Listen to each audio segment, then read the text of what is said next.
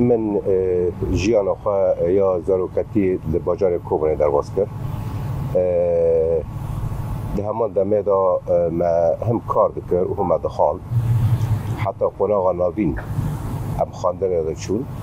به حکمی که مالباتا من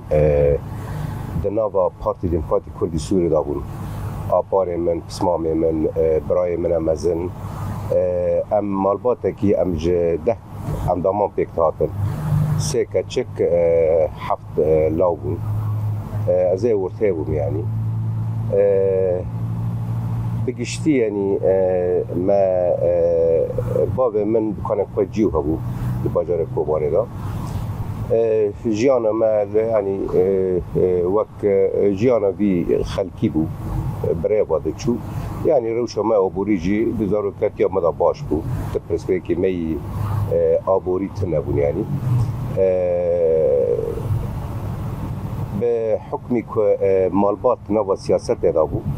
اجی پرچوکی از درباسی ناف سیاست بو یعنی دکومی هنر ادا مجگر به شایعات نوروز ادا مجگر مجارنا یعنی به حکمی که برای من آپار من هوار پارتی ها مبون کار خاص خوره خواه متکرم به چوکانی یعنی ده عمره من 14 سال بون هیز اولکاری هندرین سوری از گرتم به کوبانی جبر من ده گوتو بیجه دا